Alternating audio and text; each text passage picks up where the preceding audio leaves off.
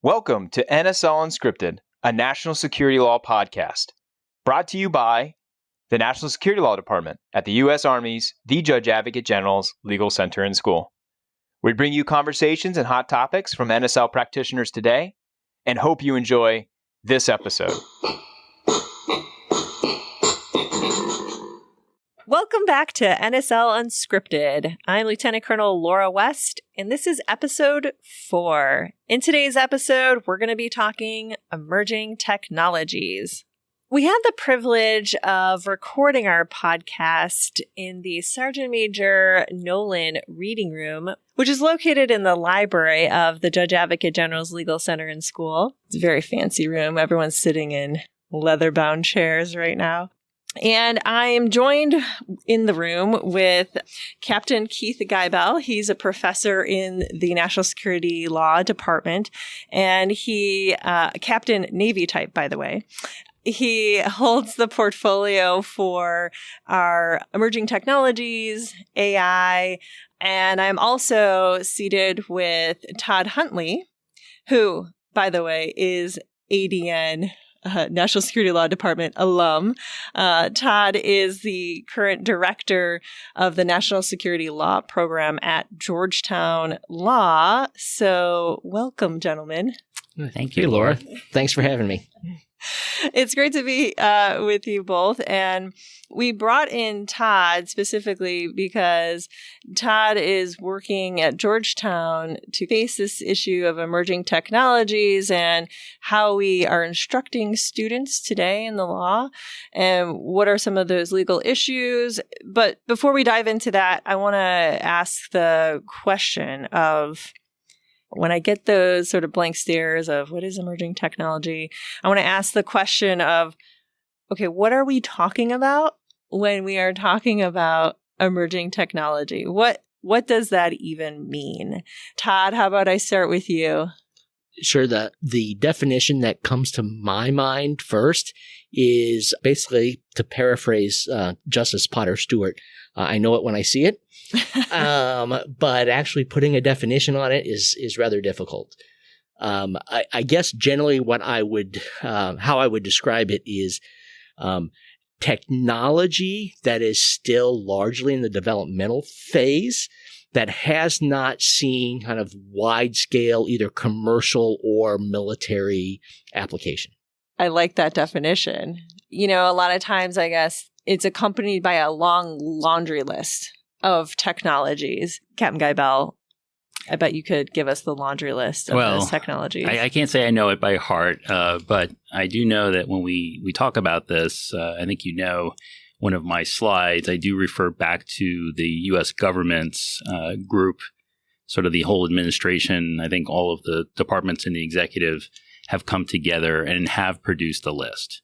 And I think it's interesting that the group includes commerce and perhaps some of the other departments, Department of the Interior, you know, all of the departments, and maybe some that you wouldn't think of, which makes it clear that this is something that does cut across all disciplines, all areas, and is of extreme importance for the United States to be the leader in this advanced emerging technology. Okay. And sir, you're talking about the critical and emerging technologies list? Yes. That was produced exactly 1 year ago today. That is correct, Laura. Yeah. And so that list does spell out a number of technologies. It was produced by the White House, and it goes through a pretty extensive list of technologies and, you know, sub-technologies that the government is concerned about, or at least tracking, that has some pretty distinct national security implications. Also, just implications for innovation in the future and staying competitive as a competitor in the world. So, okay, I will just rattle some of those off. Typically, we are talking about AI. Yes. We're talking about hypersonic weapons, or just hypersonics. We're talking about quantum computing, 5G. We're talking about digital technologies. Anything else we can add to this pretty extensive list? Yeah, I would say microelectronics, which you could probably fold under whether semiconductors or computer chips, which is probably the focus of the competition between the United States and the People's Republic of China right now. No, that's right, sir. Exactly. But the other one you mentioned before we started recording was biotechnology. Yes. Yeah. Biotechnology, as we mentioned earlier, I think is one of those things that, and I don't know if it's just because we just, are coming out of COVID perhaps, or coming to some sort of way to live with it. But biotechnology is one of the things that apparently is scaring a lot of the colleagues that I've spoken to that are dealing with emerging technology. That is high on their list. Okay. So that kind of sets a baseline for what we're talking about when we're talking about emerging technologies. Obviously, communication, network, digital network technologies, there's a huge sub-list of what those technologies might be. And the same for AI or autonomous weapons or even biotechnologies. So all these have sub-technologies that are below them that might be of particular interest. But that's generally an idea of what we're talking about when we're talking about emerging technologies. Is there anything I'm missing? Hot air balloons. Oh, yes. Hot air balloons. I heard something about that recently. Yeah. Something really emerging, I guess. Really emerging. Um, Just a weather balloon. Yeah. The only other thing I would say is that it's not just that list of technologies kind of as standalone technologies, but it's in how they're being combined. Oh, good point. And how they're being, how that combination playing on, the attributes of each of those individual technologies to gain some advantage or that present perhaps some sort of unique threat. So, I'm thinking of obviously unmanned systems combined with artificial intelligence, machine learning, and perhaps some sort of other digital technologies, that might be presented on the intel front, some sort of electronic surveillance, communications eavesdropping. So I think it's seeing how those are being combined is also an important thing. So I think Todd makes a critical point, because one of the things we try to emphasize in class is that a lot of these emerging technologies can actually be folded under AI or artificial intelligence. If you think about what powers AI, so let's go from the ground up. What do we need? First, we need rare earth elements. So there's an area of competition. So what countries are producing these rare earth elements, the import-export controls on that, and then what do these rare earth elements do? Well, that's what we use to build our semiconductors. So then you have the semiconductors, and then once you have that, there's an alternative, perhaps, which is quantum, which is a whole nother area where we can get into about encryption and other things that governments are concerned about. And all of these things would power our AI. Mm-hmm. And so I do feel like, although there are tons of emerging technologies we could talk about, I think the majority of them, because even biotech, I think you can talk about how you create these new types of biotechnologies, again, is using this enhanced intelligence. Even the 5G network. Right. And so the 5G network is how we transport this intelligence. Right. So when we talk about lethal autonomous weapon systems, we can talk about using AI in a physical way in terms of like a robot, or virtually over the air. So it's really the delivery system. Okay, let's dig a little deeper on AI. So, sir, AI, can you break that down for us? Because there are different levels of what we're talking about when we're talking about AI. Yeah. So one of the things that's interesting, and I've seen presentations on this, but there are dozens of definitions for AI, just the same as there would be for emerging technology. Mm-hmm. And it's hard to talk about what exactly is it. Is it just mimicking human intelligence? Is it enhancing human intelligence? Is it its own intelligence, right? And so then we can get into a whole philosophical discussion about what that is and where it gets to that. So what I get mostly concerned about is people conflate different levels of AI, and they try to have a conversation and they talk past each other. So in terms of a basic AI, which doesn't have machine learning, right? So you program something and it looks like it's intelligent because it's answering back to you, right? You've all seen this with your digital assistants, and you realize that they're not actually that smart, right? And then we get to machine learning systems where you program an AI system, perhaps with algorithms, if-then statements, but then a machine learning system can actually come up with its own algorithm to solve a problem. So it's a whole nother level of AI. And then, of course, we get to the sort of the science fiction level, which is artificial general intelligence, which a lot of people who are trying to ban lethal autonomous weapon systems invoke this idea of the killer robot, the Terminator, or the artificial general intelligence, which we don't have and we may never have. So that's sort of my idea of sort of how people categorize AI and sort of where we can run afoul when we're trying to discuss it. Could you say AI is the ability to do something that is human-like? Yes. I mean, absolutely. And I think, again, that's a confusion. So, for example, if I'm talking to a computer scientist, they might say that the AI made a decision. And technically, that might be an accurate way to describe how this AI used its computing to solve a problem. But again, that conflates when you use the word decision, we equate the word decision with humans. Mm-hmm. And so again, when we're talking about the use of lethal autonomous weapon systems and human control and who's making the decisions, it gets everything confused. How would you summarize it then for somebody just getting introduced to artificial intelligence? I think AI enhances human intelligence.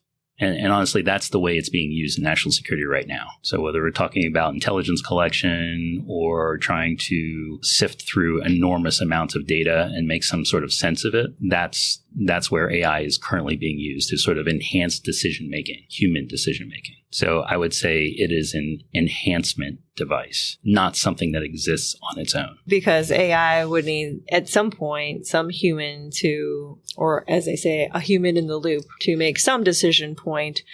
Just when does that occur and how does that learning process occur? Right. And, one of the most interesting things, the JAIC, the Joint Artificial Intelligence Center, has now converted over the past year to the CDAO. Unfortunately, we have so many acronyms, I forget what they mean. But the leader of that, which is the new Department of Defense lead for artificial intelligence, has recently, I think, put out an article that we have all of this data, but now we actually need people like they have in China to sit down and label each piece of data so that when we teach our artificial intelligence, that they can actually spot the things that we're trying to get them to spot. So, Todd, I know before we sat down, you mentioned that Georgetown has a new program or a new course on AI. Is there anything you want to add to that? Yeah. So, Professor Mitt Regan is co-teaching this course actually with, I believe he's a computer scientist / ethicist. And we have a course specifically on national security law and ethics implications of artificial intelligence. The school had an artificial intelligence course, I think maybe a couple of them, but it was focused primarily on kind of commercial applications, things that would relate, such as when that driverless car hits somebody, right? So liability implications, insurance implications, but also included a kind of a basic understanding, teaching a basic understanding of what is artificial intelligence. So we're excited to finally have a national security specific course on this. Well, so that comes to another question I have, which is, understanding what the baseline for emerging technologies is, and one of those being a big part of that being AI. And Todd, you're mentioning that Georgetown has this course, and here at the JAG school, we are teaching this as well to students. But I want to ask both of you gentlemen, what do you think is the best way to move forward to teach national security practitioners about emerging technologies? What's the best way to do that? What are some of the big legal issues that we need to make sure that practitioners are keyed into? And how do we integrate other practice areas? Specifically contracting. So Todd, I'll start with you. No, that's a great question. I mean, you could Just I think based on what you had mentioned, that's a series of 2 or 3, maybe even 4 different courses that you can string together over the course of a law school, curriculum. And so I think, one is giving students a basic understanding of the technology, just as what Keith was mentioning, right? What do we mean when we say artificial intelligence? And the fact that it's not just one thing, right? There are different levels to it and how those fit together, how they're developed. So I think in that way, having a person who understands the technology, maybe not even a lawyer, help teach a course like that to give the students the basic understanding. And then from there, splitting off into those different issues, such as, okay, if this is the technology, how do we develop that technology? Which, as you mentioned, it comes down to contracting, or it maybe comes down to some fiscal law questions. So giving students an understanding of those different issues. And I think you really need those before you go on to the more kind of use-specific issues that might arise, such as use of artificial intelligence to sift through large amounts of data and the privacy issues that go along with that, or issues that are related to the use of artificial intelligence in autonomous vehicles or vessels. And so I think, the course that we have now is, I believe, a bit of an overview, kind of hitting on, some of the more important or more issues that are in the media, what you see today. But to really prepare the students, we need to probably go into a lot further, more depth, as you mentioned, in some of those other areas that we normally don't maybe immediately think of as being national security law related. For example, what would be some of those? I'll open that to both of you. What would be some of those more in-depth legal issues or areas that intersect within emerging technologies? Yeah. So one of the interesting points when we talk about AI and the different levels of autonomy is really machine learning is really the crux, I think, of what we're trying to figure out. And one of the problems with machine learning systems, at least currently, is there's this idea of the black box. And the idea of the black box is basically, and the analogy comes from obviously aircraft, right? So an aircraft crashes and you're trying to figure out, why did that aircraft crash? So you take out the black box and you look at the flight recording and you say, oh, this is what happened. Apparently this plane malfunctioned and that's what caused it to crash. And that's a key piece of information for us to design a better airplane. Well, if you have an AI and it decides to create its own algorithm to come up with a different type of programming to accomplish the same task, and it doesn't exactly do what you expected it to do. And you're saying, why did that happen? What did we do wrong? How did we program it? And the truth is, we don't know. Why? Because right now, we don't have the forensic ability of a black box to go back into that machine learning system and find out why it did what it did. So that's a key kind of point about this. And then the only other thing I'd like to mention is to kind of go back to what Todd said and sort of the whole Georgetown program. And I think it might be easy to sort of not pick up on the way he described that class. But to your question, how to teach this, I think it's absolutely essential that it's interdisciplinary. You can't silo the legal aspects from the ethical aspects. And when I say ethical, I do mean philosophical, because I know, at least in the military, we think of ethics in a very different way. And the scientific part. You really need all three on board to effectively teach this subject, because and they all need to be in some sort of agreement. Going back to the use of the word decision and other types of terms that we could use that could be misconstrued depending on which discipline you're actually in. So let's break that down a little bit more, right? So we say we need to understand the actual technology, and we need to understand the law and the ethics. So looking at the law, Todd, you started raising some legal issues of privacy, and then obviously the contract and fiscal aspect of actually getting the things that our clients need. So what other tricky legal areas are there in emerging technologies? I mean, that's a huge question, because I think it will also be technology specific, because you could have some sort of technology that implicates privacy or surveillance laws versus another technology that has none of those implications. So could you give some examples of what those legal issues might be? Or issues that sometimes practitioners might not even know are lurking under there when they're dealing with these technologies? Yeah, I think to kind of piggyback off what Keith had mentioned about the black box, I mean, as we know as JAGs, right, one of our bread and butter task is advising commanders on investigations when things go wrong. And as we integrate artificial intelligence into more and more activities and operations across the Department of Defense, and things go wrong, anywhere from perhaps, something happening in the AI that's tracking logistics chains, all the way up to, artificial intelligence that results in civilian casualties during, military operations. How are we kind of placed to understand how the artificial intelligence worked in that specific application?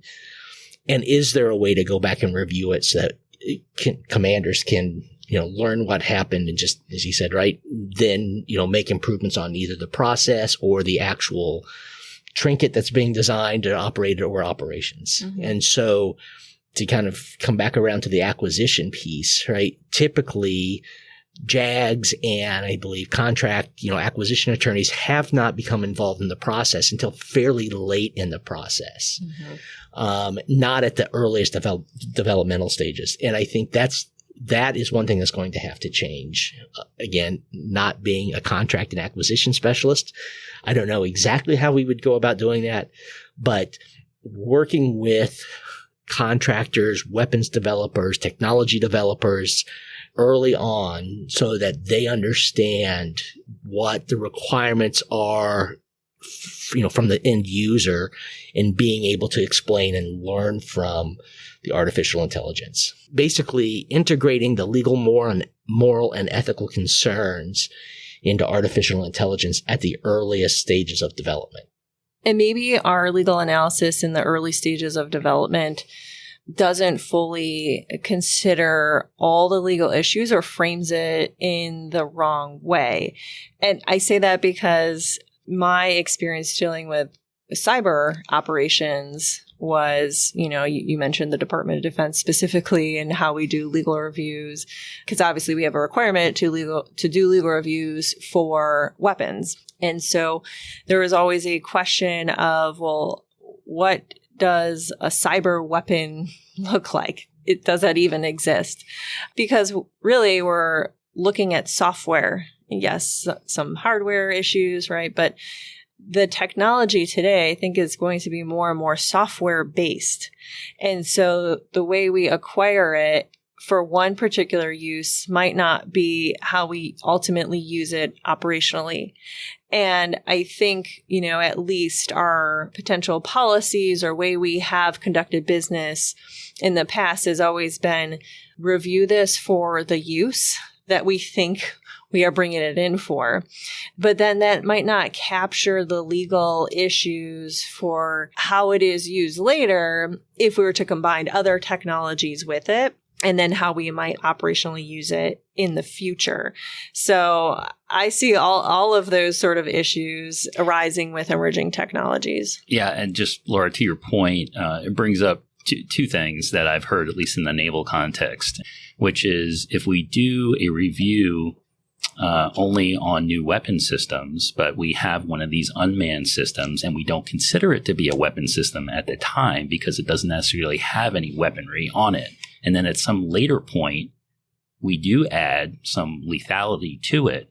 Is there a process that everyone will recognize to make sure that now gets reviewed? I also recently spoke at a workshop on sort of the moral responsibility dealing with lethal autonomous weapon systems. And one of the questions that I got after my presentation was, well, it's great that you're doing these weapon reviews, but what if the AI system or autonomous system gets an over-the-air update? Does that then go through another weapons review?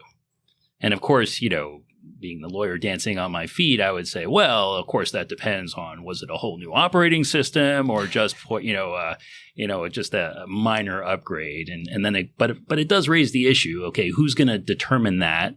And is everybody talking to each other such that that our process, which is required, under the additional protocols, which although the United States has not signed on to, we do consider that to be our policy. And so how would we comply with our own policy unless the lawyers, the scientists, and perhaps the ethicists are all sort of joined at the hip for all of these various systems? Right. So we have issues with our policies, perhaps, as far as considering when we need to do the legal reviews or what we're looking for in the legal reviews. And then is that preventing us from perhaps procuring the item? But then there's also the issue, that you were raising, Todd, earlier, how the technologies are actually used ultimately by our clients. How the technologies are then being integrated. I think that was your other point, Todd, is the integration of these technologies, right? So we might be doing the legal review for procuring, one piece of hardware, or I think, honestly, it's going to be a lot of software. Yep. But we might be getting one legal review for that. And then that software or technology somehow is integrated into another technology, and that changes the way we use it. And so how do we then integrate those legal reviews, or how does that change the actual legal issue itself, right? While we were talking, the other thing that I was thinking about for legal issues is something that we probably don't think a lot or enough about, is export control laws. Because our export control laws sometimes sometimes don't answer the mail on these emerging technologies. And what does this piece of software look like as far as, again, the idea, is this a weapon? Is this something we can't share with our partners? Because then that has implications in security cooperation and being able to help further develop these technologies, use these technologies with our allies and partners. I don't know if, Todd, you have anything else or thoughts on that? You've raised several, very interesting, complex issues all together there. And I would say that this could end up being the DoD Attorney Full Employment Act, right? That if we're going to try to do all of these legal reviews, at different stages in development, and then impose requirements for further reviews as those systems are updated or deployed in new ways or combined in new ways, we're just not going to be able to do that, right? And so I think an approach might be, again, working with developers early on so they gain a better understanding of what the requirements are, again, on the legal, moral, and ethical issues, and then having attorneys who understand these issues placed with commanders and decision makers, again, that are going to have to be able to advise on a wide range of uses and applications. You're not going to be able to do this at every, different stage of development. Mm-hmm. Because otherwise you're going to reach some level of paralysis. And obviously that is probably maybe one of the greatest dangers in this area, is that we let our own bureaucracy stymie the innovation and development of these new systems. So how do we balance those things? And I think, on that piece, again, we may have to just have a little bit of an earlier approach, and then have lawyers on the back end that know the technology and can help advise. On the export controls and sanctions issues, I believe Pete Hayden and Eric Widmer talked a little bit about the importance of reaching out and knowing who some of our interagency counterparts are. Because obviously this is a huge issue right now at Commerce, at Treasury, at DHS. They have an entire CFIA section, but it's been expanded to include what they call Team Telecom, that looks at, basically foreign investment in telecommunications technologies. And so bringing DoD attorneys, JAGs, together with some of those other attorneys from other agencies that are really the experts, I think we probably need to do a little bit more on that. Mm-hmm. Todd, just so in case our listeners missed episode 1, Colonel Pete Hayden and Colonel Eric Widmar were in episode 1 talking about export controls and the evolution of national security law. And I believe that's what you're referring to. Yes, exactly. So if you haven't done so already, go back and listen to episode 1. That's right. It's prerequisite. Sir. Yeah, so I'll try not to go on too long, but all of this really awesome, inspiring, thought-provoking discussion has made me realize that there's probably several topics that we have not mentioned that I just want to mention real quickly. Oh, great. Okay, so first of all, the timing of this podcast is really fortuitous because just recently, the Department of Defense has updated its autonomy in weapon systems directive. And so a lot of these discussions that we've talked about in terms of weapons reviews or the incorporation of sort of this idea of responsible AI or AI ethics, but I think that the DoD is calling it responsible AI, is now incorporated into this directive.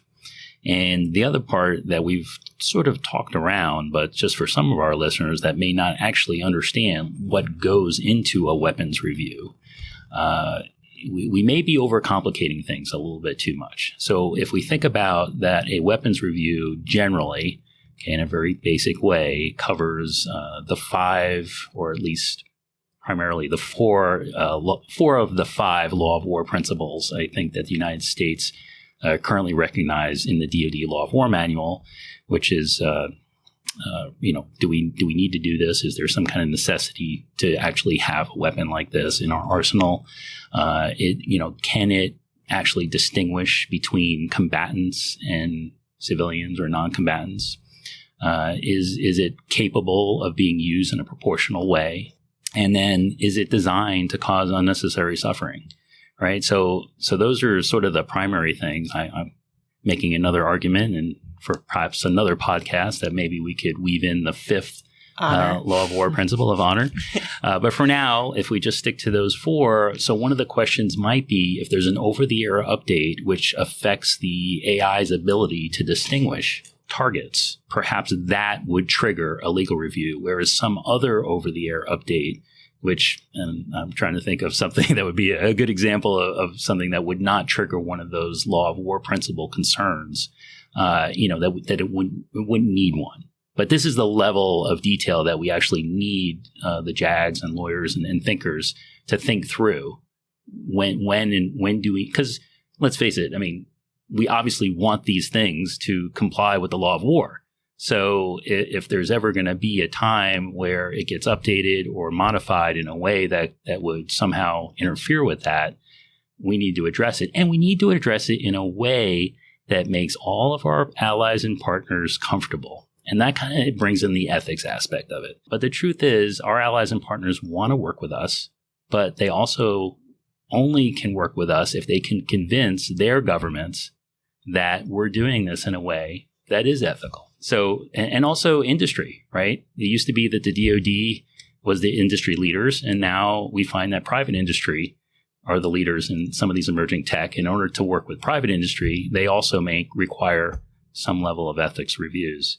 So I think that's important. And then I think Todd did a good job of covering the import-export controls and sort of BIS and all of the other aspects of government that are working. So the only other thing that we haven't talked about is when it comes to lethal autonomous weapon systems and where this is being debated in terms of preemptively banning autonomous weapon systems, it's happening at the United Nations level. So we have a treaty called the CCW, which stands for the Convention on Conventional Weapons, or Certain Conventional Weapons, I believe. Yeah. But there's a group of government experts convenes periodically to try to come to some sort of agreement on these issues about when and how we can use lethal autonomous weapon systems. If I could just jump in there. Yeah. we've talked a lot when we're talking about legal reviews of artificial intelligence and related systems, right? We've talked a lot and referred back to weapon systems.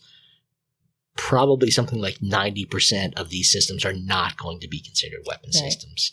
And so I think we need to make sure we keep distinct what types of reviews we want to do on those systems that fall outside of the, our traditional, lethal and non-lethal weapon systems reviews.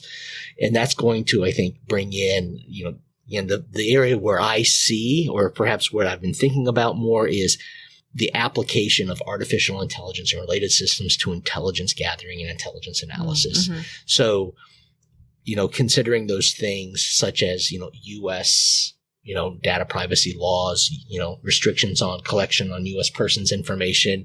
But then again, as Keith mentioned, right, if we're going to work and build and deploy these systems with allies, what about the requirements in their legal systems? Are we going to have to comply, or how are we going to comply with any type of, privacy restrictions that they might have in place on the collection, use, and analysis of information by an artificial intelligence system? Right. And you're probably referring to something like the GDPR. Yes.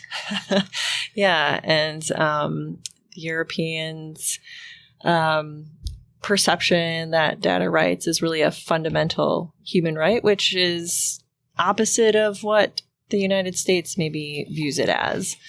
Yeah, I wholeheartedly agree. I mean, I think looking at data and the department's data strategy, which came out in 2020, data, I think, is, and if you look at our national security strategies, data is the new energy. So I think that this is definitely a gap, understanding, what is the left and right limits of how we use data, procure data, and how do we apply it to military operations, specifically, Todd, you're mentioning intelligence operations, because obviously that's where historically we have the concerns for oversight, right? Yes. So what does that particularly look like? So it's as granular as looking at just the data, right? That's a great point. It's not just these technologies that come in, looking at them as weapon systems, but how are we looking at the building blocks? Right. And it's, I think to take it kind of a step further, it's not just intelligence collection and analysis and privacy concerns, but it's the use of that data for influence operations online, right, social media, some things that we may also be concerned about, and how will this emerging technology, impact that and affect, both the threat that we're dealing with, but also perhaps enhance our own capabilities to conduct those types of operations. Right. So great point. We've spent a lot of time talking about AI, autonomous weapons, but I mean, Todd, you're bringing up the idea that emerging technologies is also these digital network technologies. So things like bots or technology. I mean, I guess AI again comes into place. Captain Gibel, to your point, AI with technologies that can basically identify facial recognition, and that can go towards ubiquitous technical surveillance, or technologies like advertising technologies that are micro-targeting individuals, and how does that then play into our information operations?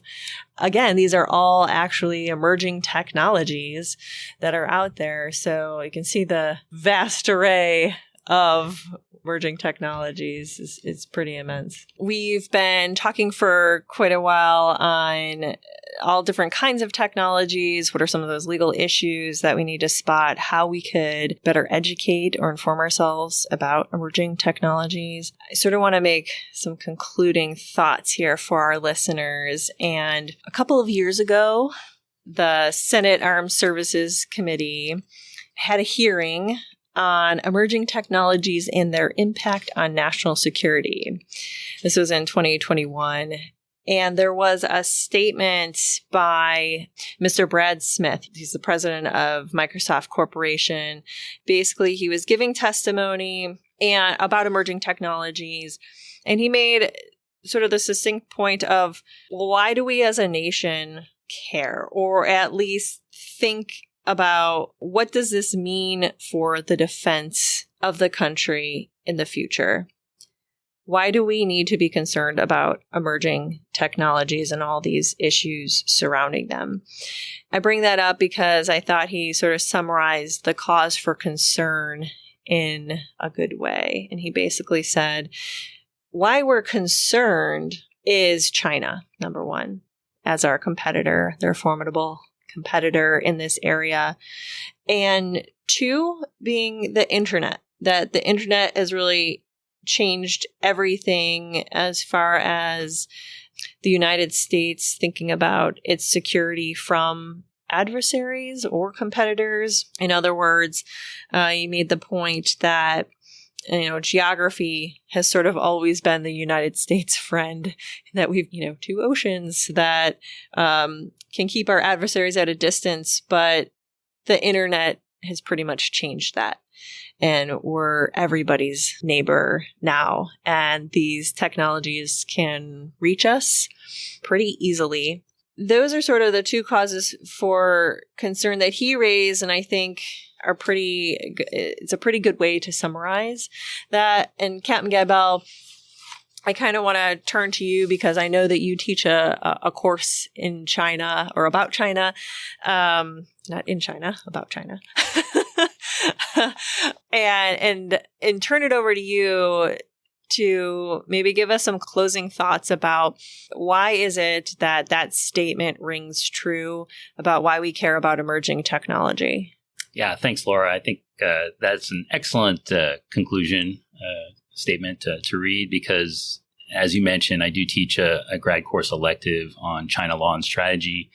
And that has informed most of my knowledge about emerging technology.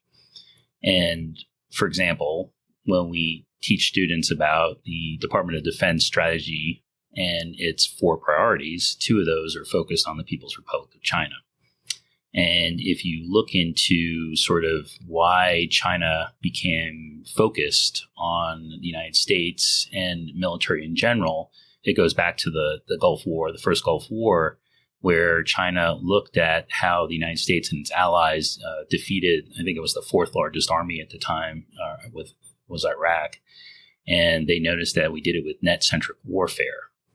So if you fast forward to today and you look at the DoD report to Congress on China, which, by the way, is a fantastic resource if you want to get more information about this subject, but now it's called intelligized warfare. And the idea is it looks into China's national strategy of military-civil fusion. And if you search on it on the internet, there's a one-pager by the Department of State where they talk about how AI is a central part of the current PRC strategy to defeat the United States and its allies militarily. And as far as the internet's concerned, I agree. Again, there is a little-known agency called the ITU, which actually controls internet standards. And so I'll leave it up to our listeners to kind of do more research on that. Otherwise, I would love to talk more about China. In perhaps a future podcast, sir. How does that sound? All right, let's do it. Sounds good, sir.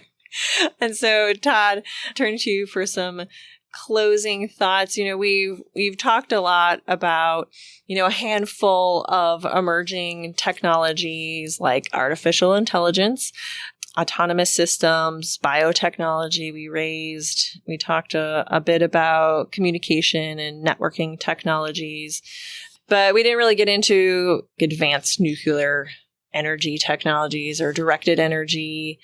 We mentioned quantum computing and hypersonics, but we didn't get down in any specifics. But, there's also blockchain and cryptocurrency or digital assets, so financial technologies and even space technologies. There's a huge laundry list out there. We didn't really get into all of those. I wanted to turn it over to you if you had any thoughts on any of those particular areas or really anything that we've talked about here today for our listeners. Great. Well, thanks, Laura. Thanks again for having me. It's great to be back at TJAGLCS, and also great to be back and see a alum of the Georgetown National Security Law LLM That's program. Right. But there's so much we didn't cover, and we would never have enough time. And obviously, when we talk about emerging technology, who knows what the next thing that will emerge will be, right? And so, for our listeners who are, again, thinking about how do I educate myself and be prepared to advise my commander, my principal, my client on these issues, I would say while the technology is different and you'll probably have to do maybe a little more deeper digging than you might if it's just advising on a law of armed conflict question, the principles are the same. You have to understand your client's business. You have to understand the mission and the commander's intent. And then you have to apply at least a certain level of technological knowledge of how that is going to be accomplished. And so, again, part of it will be doing professional reading, perhaps taking online courses, perhaps enrolling in a course at a university or law school. But it's also talking with your commander and your principal to understand what they're thinking in this area so that you can apply the two and give the best advice. Thanks, Todd. This was great. I really appreciate both of you coming to join me in the Nolan room. I hope the listeners out there enjoyed this episode. Thanks, everyone. Thanks, Laura. This episode of NSL Unscripted was brought to you by the National Security Law Department at the U.S. Army's The Judge Advocate General's Legal Center and School. The views presented are those of the speakers and do not necessarily represent the views of the Department of Defense or its components, the Department of the Army, or the Judge Advocate General's Legal Center and School. Our department also produces the Operational Law Handbook, accessible online. We hope you have enjoyed this episode and look forward to future episodes for NSL practitioners. Thank you.